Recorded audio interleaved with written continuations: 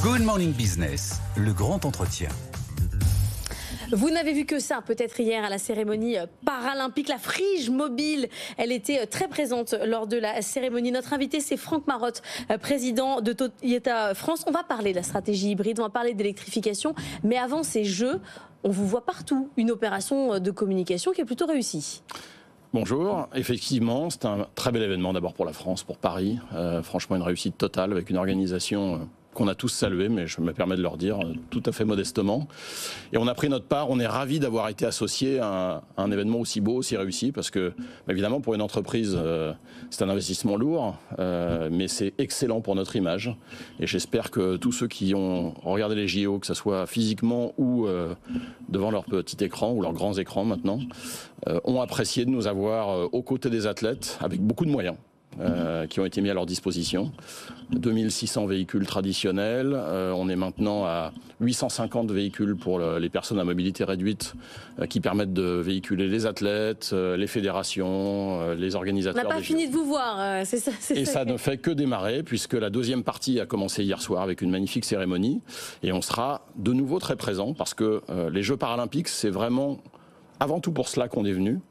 On a un slogan en interne qui est la mobilité pour tous. La mobilité pour tous, c'est quoi? C'est fondamentalement que les gens qui ont un handicap ont des situations de handicap.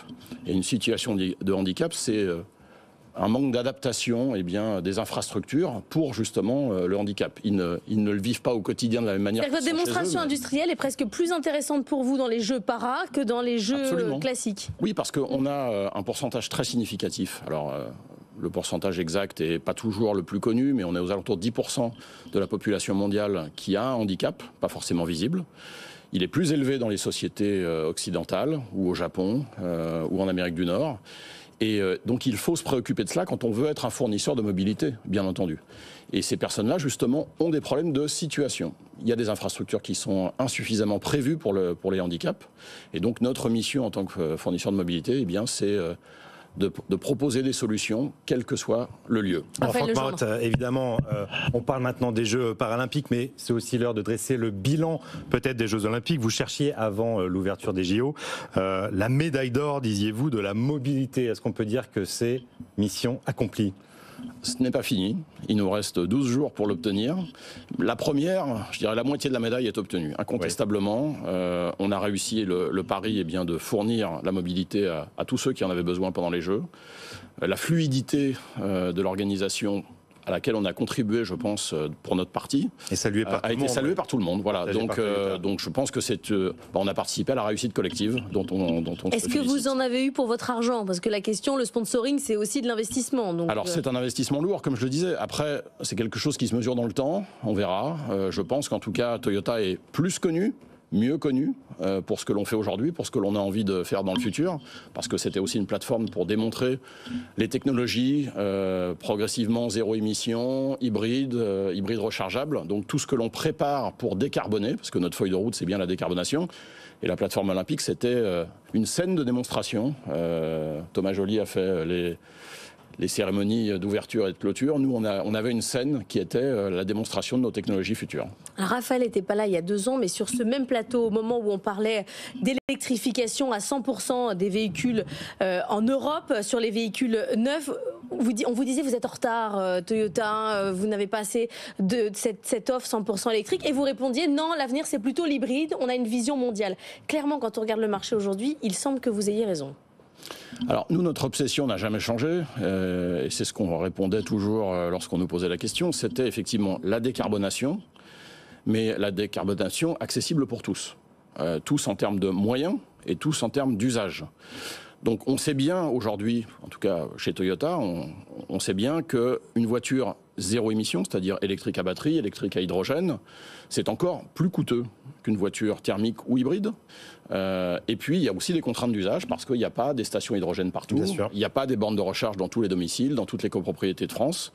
Donc tout ça va être progressif et c'est ça le message que l'on délivrait. Et cette progressivité ne nous empêche pas d'accompagner par de la réduction des émissions de CO2, et d'ailleurs la réglementation en 2025 va nous imposer cela, mais on est en général, on essaie d'être en avance sur la réglementation, et donc depuis 25 ans, On progresse dans la décarbonation. Une voiture hybride, c'est 30% d'émissions de CO2 en moins par rapport à une voiture purement thermique. C'est beaucoup. Et tout ça avec le même budget pour le consommateur. Donc c'est très important pour les années de transition avant le zéro émission complet, d'accompagner ce mouvement avec une technologie La transition est progressive, vous le dites Franck Marotte, parfois elle a des à-coups, parfois elle tousse. C'est ce qui se passe, on a vu avec les chiffres du marché électrique à 8 heures. Eh bien, il y a, pas un arrêt, mais enfin un très fort ralentissement, notamment sur les voitures neuves. Comment ça se passe chez Toyota ? Alors, voiture électrique. Ça se passe, j'allais dire, comme on a essayé de le prévoir. Je pense que sur des tendances lourdes comme ça, la décarbonation, c'est pas une affaire de quelques mois. Donc il ne faut pas s'arrêter. Je sais bien qu'on est sur une chaîne d'info continue où le court terme est important. On est sur des affaires de long terme.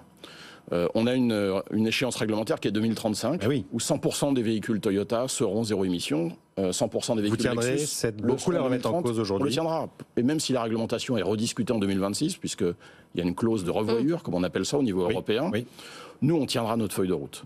Mais par contre, ça sera progressif, ça prendra du temps. Encore une fois, l'essentiel, c'est que le maximum de consommateurs de véhicules puissent décarboner. Parce que l'enjeu, c'est la planète. L'enjeu, c'est pas une réglementation ou une statistique. L'enjeu, c'est la planète. 30% des consommateurs qui ont acheté une voiture électrique regrettent. Oui, mais ils y reviendront. Ils y reviendront parce qu'ils y ont goûté, parce qu'il y a un agrément qui est différent, mais qui est très satisfaisant pour beaucoup de consommateurs. Pourquoi ils regrettent ? C'est ça qu'il faut savoir. Ils regrettent parce que parfois, la valeur de revente de leur véhicule, avec une obsolescence du produit, est plus faible que ce qu'ils avaient imaginé, alors qu'ils l'ont payé un petit peu plus cher au départ. Ils regrettent parce qu'ils ont eu des contraintes d'usage. Donc c'est exactement de cela dont on parle, sur des paramètres sur lesquels il faut travailler. Ça va prendre encore un petit peu de temps. Ça va évoluer, vous pensez ? Et bien sûr, ça évoluera. Oui. Tous les constructeurs, et je vais parler pour l'industrie en général, vous avez 100 milliards d'euros dans le monde qui sont investis à peu près par les constructeurs automobiles pour la recherche et développement. Vous avez plus de la moitié, on va dire les 2/3, qui sont investis sur le zéro émission. Donc c'est énormément d'argent, c'est 60 milliards d'euros, grosso modo, chaque année qui sont investis. Ça veut dire que la recherche va très vite, va progresser très rapidement et aboutir. Alors les annonces varient selon les constructeurs, il y en a qui sont plus optimistes que d'autres, mais incontestablement, ceux qui ont acheté un véhicule électrique et qui ont pu être déçus par certains paramètres du produit, reviendront avec une satisfaction sans doute bien plus grande, et on sera de la partie. Et on essaiera d'être justement toujours à les satisfaire. En attendant, c'est l'hybride, le modèle roi, dorénavant ? C'est l'hybride parce que pour le plus grand nombre, et vos stats, en fait, elles prennent l'agglomération du plus petit nombre et du plus grand nombre d'acheteurs. Et le plus grand nombre d'acheteurs aujourd'hui n'a pas encore les moyens de l'électrique à 100%, a envie de décarboner, parce qu'il a une conscience quand même, et ça, c'est ça la bonne nouvelle, c'est que la conscience s'est mise en place. Donc l'hybride est une excellente réponse. Les Anglais disent value for money, c'est-à-dire on en a pour son argent. On décarbone, on paye le même prix que le thermique et on n'a pas de contrainte d'usage parce qu'on est sur de l'hybride auto-rechargeable par exemple chez Toyota en plus du rechargeable. Absolument. Donc on a vraiment un bouquet technologique qui répond à tout. Un mot Toyota à l'international, il y a eu ce typhon ces derniers jours qui a arrêté la production au Japon. Ça va repartir, c'est reparti. Alors on a annoncé qu'on fermait nos usines jusque jeudi soir. Donc 48 heures. Dans notre entreprise, on a une conscience absolue de la sécurité de nos employés, et c'est de ça dont on parle. Le typhon, on a annoncé ce matin, plus de 200 km/h. Moi, je fais partie de ceux qui ont connu la tempête de 1999 à Noël. C'était 180 km/h à Paris. Ça soufflait fort, 250 je crois ce matin, ça souffle encore plus fort. Donc il s'agissait de sécuriser absolument nos employés. Nos installations ont été aussi protégées et ça va repartir dès que le typhon est passé. C'est malheureusement des phénomènes qui sont puissants mais éphémères. Donc on pourra rouvrir pour satisfaire nos clients de nouveau dès vendredi. Est-ce qu'il faut s'attendre à des problèmes de supply chain, comme on a pu en connaître précédemment, ou finalement tous ces problèmes sont réglés ? Structurellement, il n'y en a plus. Après, est-ce que le typhon aura un impact ? On va voir. Il faudra faire le bilan ce soir. Mais on peut être raisonnablement optimiste sur les conséquences. Bon, on vous laisse repartir avec la Frige mobile. Vous êtes venu avec la même voiture que celle qui est utilisée pendant les... Il n'y en a qu'une, donc je n'ai pas pu l'emprunter. J'ai une Mirai également, donc une voiture 100% électrique à hydrogène. Voiture du futur, ça fait partie du bouquet technologique de Toyota. Merci. Et réinvitez-moi pour la médaille d'or, la vraie. Vous venez déjà tous les 3 mois. Hein. Vous venez souvent. C'est pas faux. Merci Franck Marotte d'avoir été avec nous, président de Toyota France.